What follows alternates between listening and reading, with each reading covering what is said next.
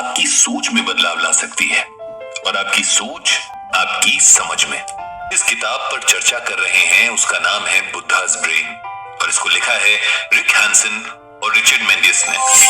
लेकिन जब भी हम किसी काम को करने के लिए अपना मन बना लेते हैं, तब हमारा दिमाग भी उस काम में हमारा साथ देने लगता है। यानी हमारा मन और उसके विचार हमारे दिमाग को अपने साथ मिलाकर चलने की कोशिश करने लगते हैं। इसलिए जिस वक्त हम उदास महसूस करते हैं, तब हमारा दिमाग परेशान होने लगता है।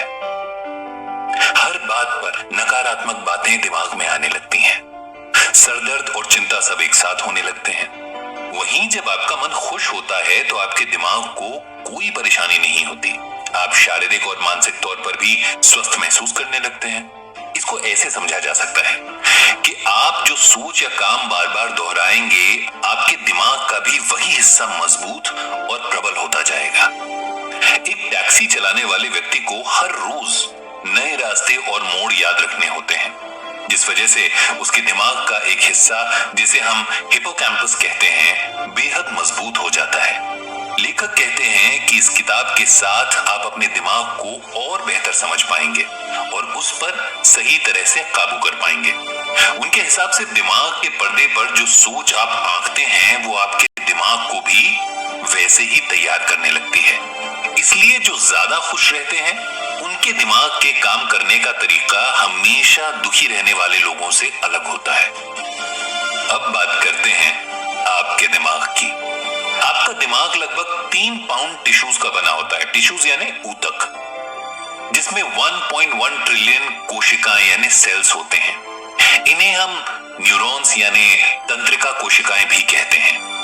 आपके दिमाग की हर एक गतिविधि के पीछे इन न्यूरॉन्स का ही हाथ होता है, पर ये सिर्फ वही करती हैं इन्हें जिसका आदेश मिलता है, और ये आदेश कोई और नहीं बल्कि कहीं ना कहीं आपका मन ही देता है। जैसे एक ट्रेन में कई सारे डिब्बे आगे पीछे जुड़े होते हैं, ठीक वैसे ही एक न्यूरॉन 5000 और कोशिकाओं से जुड़ी होती है। इसलिए एक न्यूरॉन तक संदेश पहुंचाने के लिए बहुत सारे न्यूरॉन्स को काम करना पड़ता है। मजे की बात यह है कि सब एक क्रम से चलते हैं। इस संदेश के संचार को सिनेप्सिस भी कहते हैं। ट्रेन के उदाहरण से आप समझ सकते हैं कि अगर इंजन चलना शुरू कर दे तो उसे जुड़े सभी डिब्बों में हलचल होने लगती है।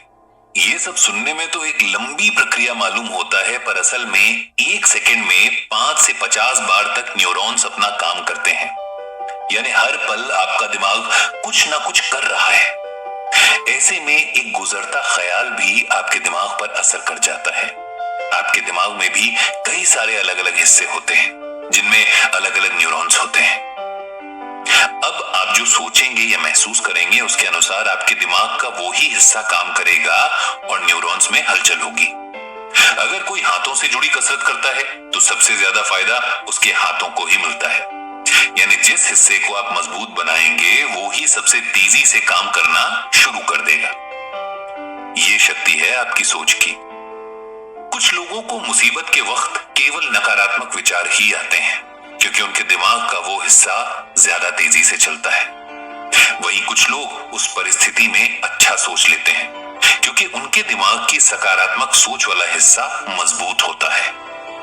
कुछ चीजें तो देखिए हम अपने जन्म से साथ लेकर आते हैं, पर बहुत कुछ हम अपने अनुभवों से सीखते और समझते हैं। इसलिए अपने दिमाग को हम अपने अनुसार बदल सकते हैं। न्यूरॉन्स के साथ कुछ ऐसे न्यूरोट्रांसमीटर्स यानी दिमाग के केमिकल्स होते हैं जो सिनेप्सिस में मदद करते हैं। इस तरह से हम दिमाग के एकत्रित ज्ञान यानी मॉर्फोलॉजी को समझ सकते हैं, और इसमें होने वाली सभी प्रक्रियाएं अलग होती हैं।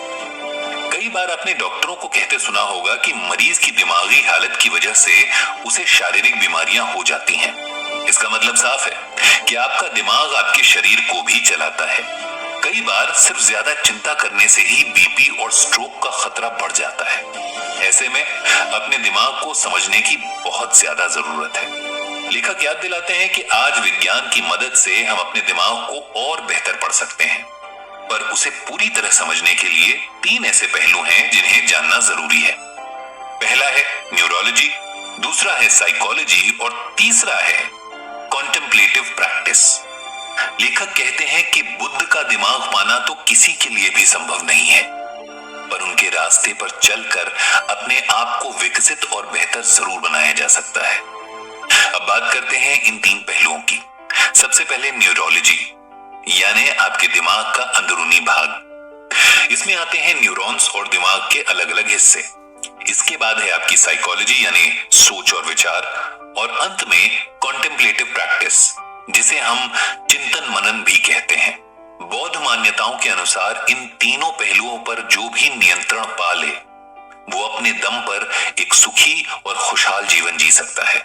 इस भाग में बस इतना ही। अगले भाग में जानेंगे कॉन्टेम्पलेटिव प्रैक्टिसेस, यानी ध्यान और चिंतन के कुछ सरल उपाय। बाकी आपको ये भाग कैसा लगा नीचे कमेंट सेक्शन में बताना मत भूलिएगा।